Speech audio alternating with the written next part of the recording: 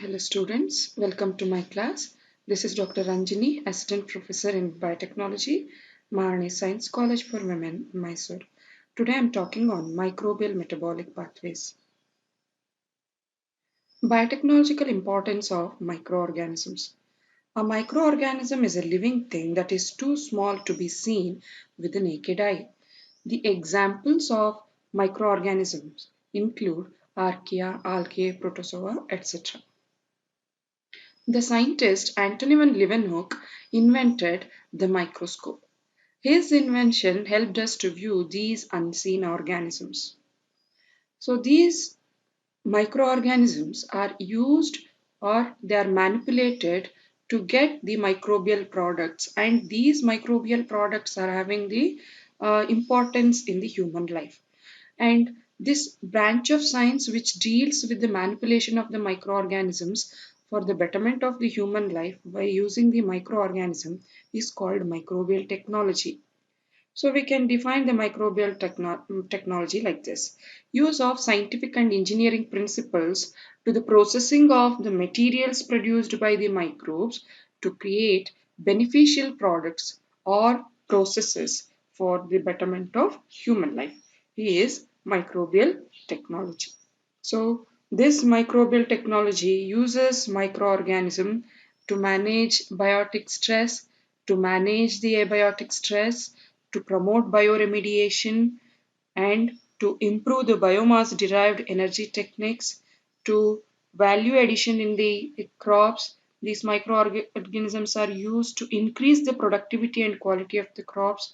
And in addition, these microbes are also used to enhance the soil fertility and the nutrient uptake by increasing the nitrogen fixation. So these microbes are used in the biotechnology, and they are ubiquitous in their distribution, and they can grow on very cheap raw materials. Microbes generation time is very less. Under ideal growth conditions, bacteria can take 5 to 30 minutes, and our E. coli can take 20 minutes. So in 20 minutes, one cell will be divided into two. The microbial growth is season independent and can be easily grown and manipulated. So they grow in the range of temperature, they grow in the range of very easy, that is very easy for us to grow and manipulate it. Autotrophic microbes have high efficiency of solar light conversion.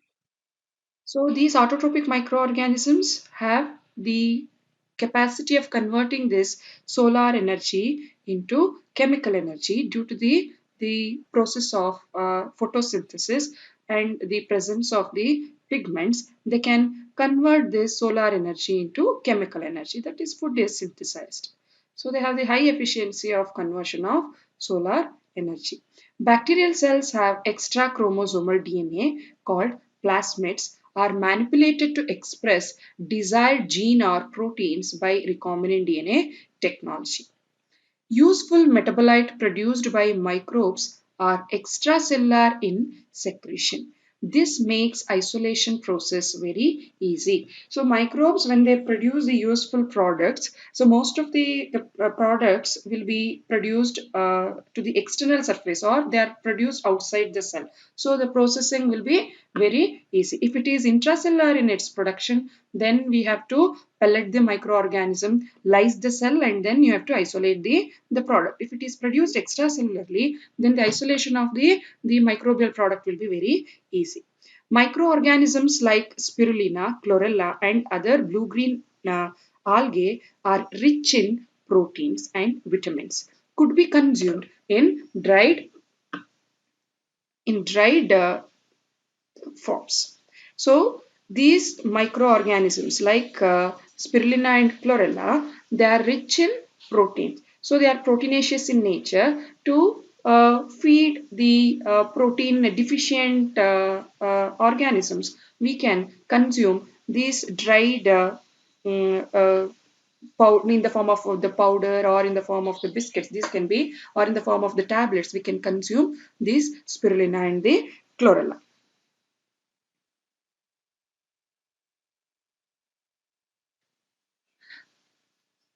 Microbes are widely used in large scale industrial processes.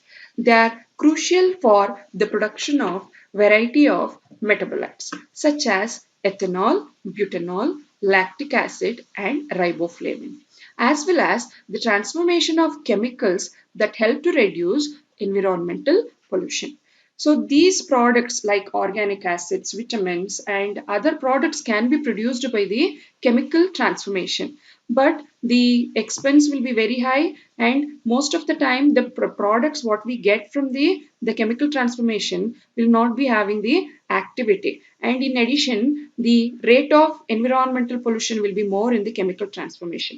That's why we are relying on the microorganism for the production of these microbial products. Microbes can be used to create biofertilizers or to reduce metal pollutants. So these are also used to produce the biofertilizers. Microbes can also be used to produce certain non-microbial products such as diabetes medication, insulin. Few microbes produces certain secondary metabolites like antibiotics, flavonoids, toxins are having high pharmaceutical importance in human life. Characteristics of microbes in bioindustry. So, having all these features, these microorganisms are used in bioindustry in large scale production of these products. So, when they are using the microorganism and when they are selecting the microorganism in the bioindustry, so the microorganism should serve these characteristics. The microbes used must be contamination free. They should not be contaminated. In case if it is bacteria, it should be phage free. These microbes should grow in simple media and they should have the minimal nutritional requirements and also preferably not require growth factor, that is the preformed vitamins and nucleotides and acids. Organisms should be genetically and physiologically stable. Hence, they must resist random mutations. The organism should also accept a certain degree of genetic manipulation to enable the creation of strains with more acceptable properties. The microbes should grow vigorously and rapidly. The growth period must be shorter.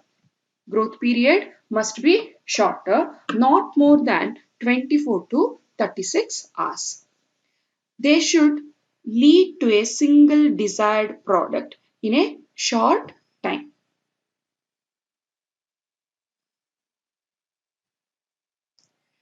The product should not contain unwanted materials and toxins. So when you are concentrating on the desired single bioproduct, only that product should be produced in large quantity by the microorganism.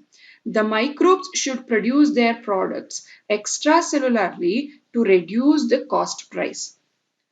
They should produce the products of interest in high yield. The microbes used should be non-pathogenic. This is very, very important. The organism should not be too highly demanding of oxygen. The microbes should be conserved for an extended period and become viable after thawing process. So storage is very, very important for the large scale production of the product. So that's why they should be conserved for an extended period, for a very long time. The microbes need to be reasonably resistant to predators. So when they're considering all this characteristic, how to culture the microorganism. So we all know microorganisms are ubiquitous in their distribution. You can isolate them from soil, water and air. And even by genetic manipulation, the microorganisms can be engineered and you can culture them on the growth media. The growth media are supplemented with sources of carbon, nitrogen, phosphorus, amino acids, trace elements, etc. And this growth media will be prepared according to the requirement by the microorganism, and it will be sterilized and inoculated with specific microorganism for the specific products. Some of the microbial cultures are so, so this is how the media will be prepared and how the cultures will be grown. So these microbial cultures, they can be grown on the solid culture. So you have the media, to that you incorporate the solidifying agent like agar or the gellrite or the agarose, that will give the solid surface, absorbing surface to the media, to the growing microorganism. On that you can culture the microorganism. So this is the solid culture. Another one is the liquid culture. So you are preparing the media, culture media will be prepared. To that you are not adding the solidifying agent. And as such, in the liquid media you are growing the microorganism. This is a sort of suspension culture. And when you are growing them in the liquid media, they'll be grown in the fermenter. So then what is fermenter? Fermenter is a vessel designed to carry out fermentation process. That is biological reactions under the controlled conditions. Hence, it is also known as bioreactor. While designing a fermenter, several criteria which help in maximizing the yield are taken into account. So this is the general, the basic structure of the fermenter. So here for the large scale production of the microbial product, many factors will be considered. That includes long term operation in aseptic condition, adequate aeration and agitation, pH control, sampling facility, minimum labor in operation, harvesting, cleaning and maintenance, temperature control system, minimum evaporation losses from fermenter, suitable for variety of processes. So you cannot produce only one type of the product in only one fermenter. Specific fermenter will not be there. Instead, this fermenter can be used for variety of the microbial product. Fermenter is provided with limited amount of medium containing all the nutrients at optimum environmental condition.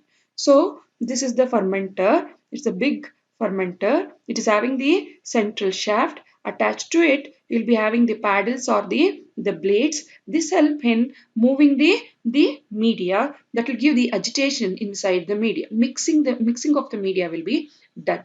And air inlet will be there. If the fermentation is aerobic, the air will be plunged inside the fermenter. And you have the air which is this is the inlet for the air. At the same time, during fermentation, the many gases will be produced that can be that will be removed from the fermenter by the outlet. And this is having the pH sensor and the temperature sensor. And in addition, there will be an option for the addition of the inoculum, and also the inoculum and the media will be added here.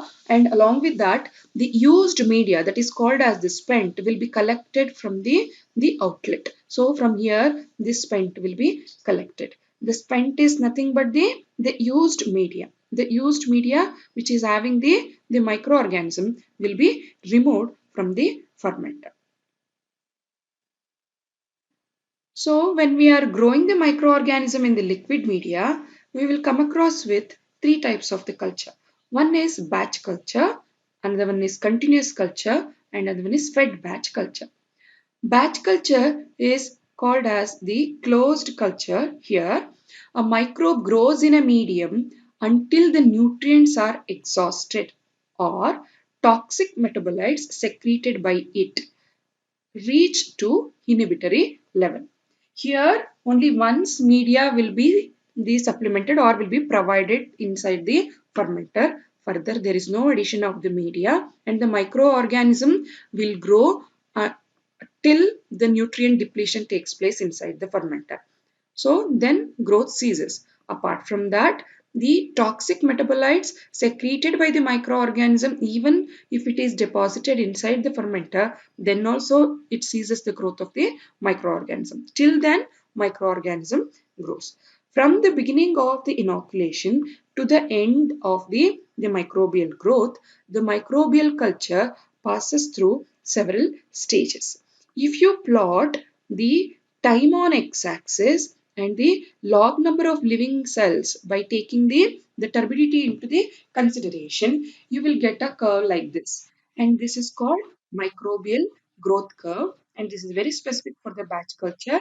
And it is having lag phase, log phase, stationary phase, and the death phase. At the time zero, when we inoculate the microorganism, as soon as you give the supplement the media, microorganisms will not divide. They take some time to synthesize metabolites, enzymes, nucleotide for cell to undergo cell division. So that's why you'll get the plateau absorbance or the same absorbance will be observed. After some time, there will be the cell division, cell growth and cell division takes place exponentially and absorbance increases. This is called log phase. And later, when the nutrition depletion takes place inside the fermenter or when there is toxic metabolite is secreted beyond the optimum concentration, then cell growth ceases and the same number of cells will be obtained. Since here there is no supplementation of the media inside the fermenter, the cell death takes place. That is called death phase or the decline phase. And here the growth of the microorganism entirely depends on the substrate concentration that has been given by the Monod's model. So mu is the specific growth rate. It is equal to maximum growth into substrate concentration divided by Ks plus S. So mu max is the maximum growth, S is the substrate concentration, Ks is the association or the constant, and again S is the substrate concentration. Ks can be defined as it is the maximum growth achieved when the substrate concentration exactly half. That means it is the half of the substrate concentration at which the maximum growth is achieved. So that is the Ks. So in the log phase, mu is equal to mu max into S divided by Ks plus S.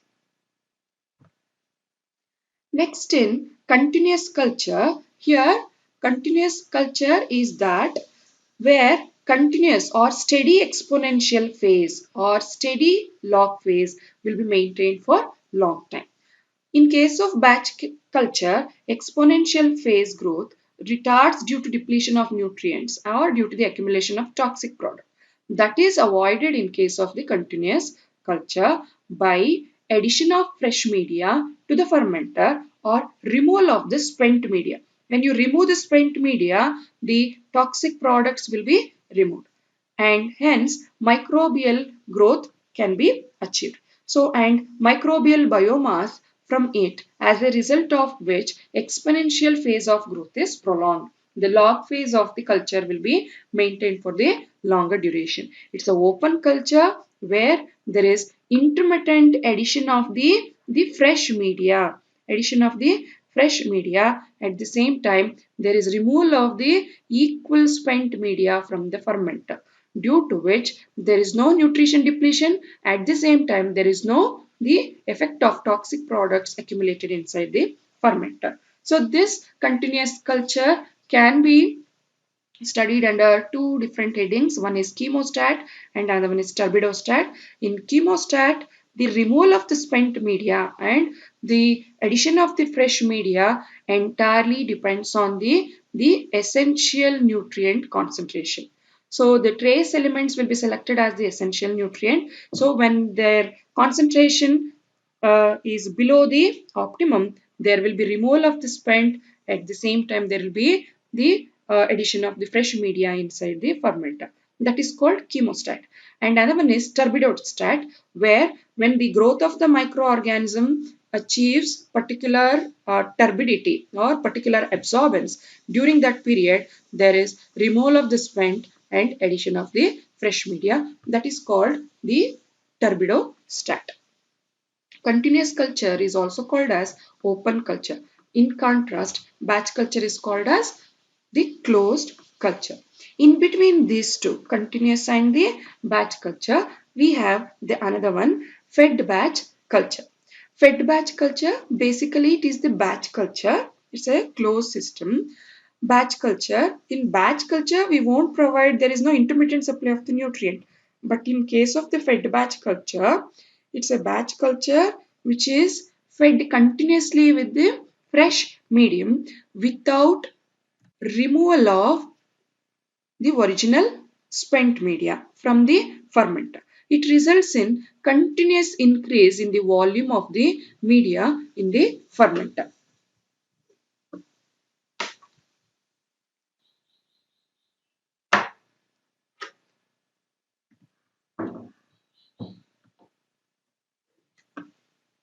Metabolic pathways in microorganism.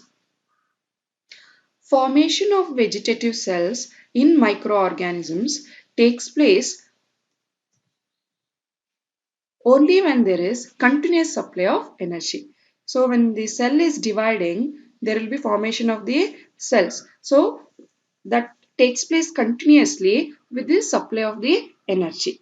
The cell components are synthesized by metabolism, which is the ordered transformation of substances in the cell by a series of successive enzyme reactions through specific metabolic pathways. So series of reactions takes place, transformation takes place from one substrate to another substrate, or one substrate will be converted into product that will be the substrate for the next series of transformation of the substrate takes place and results in the formation of the end product. So this metabolic pathways involves both catabolic as well as the anabolic reactions, and these metabolic reactions are very important in the vegetative cell formation as well as in the supply of the energy.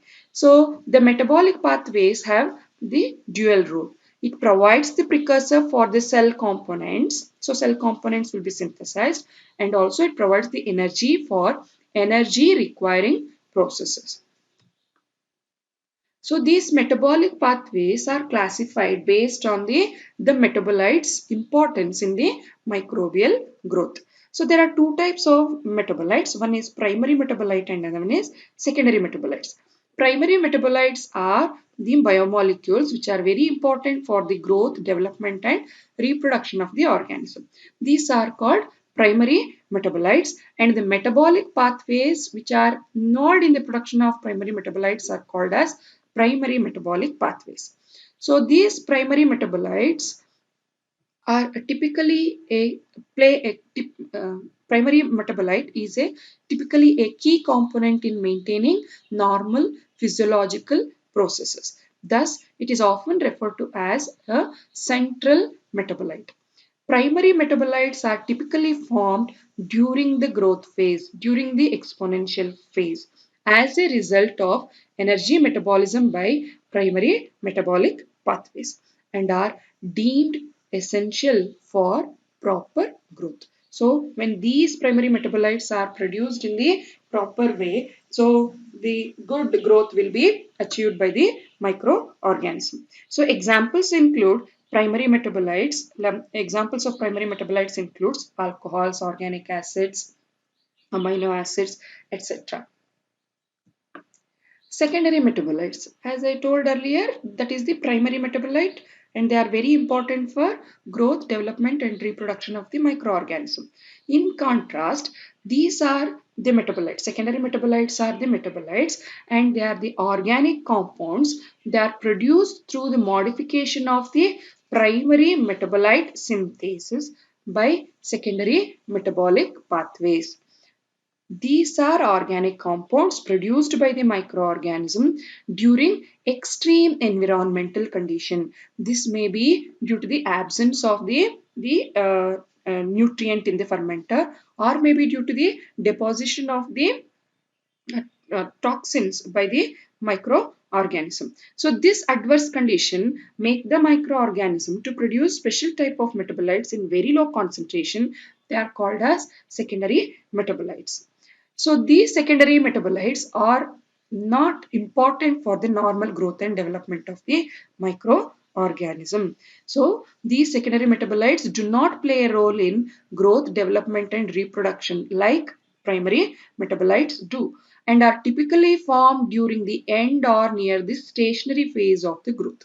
So they are produced during the stationary phase and they are not important for the growth and development of the microorganism. Many of the identified secondary metabolites have a role in ecological function, including defense mechanism, by serving as antibiotics and by producing pigments. So these are having pharmaceutical importance in the human life. So secondary metabolites are not required for the normal growth and development. They are produced by the primary metabolite synthesis, and these are having the pharmaceutical importance, and the best examples are antibiotics and the pigments. Examples include atropine and antibiotics such as erythromycin and becythracin, etc. Coming to the metabolic pathways in microorganism, once glucose enters into microbial cells, it is broken down into 3 carbon compound. Glucose is 6 carbon will be converted into 3 carbon compound through several pathways.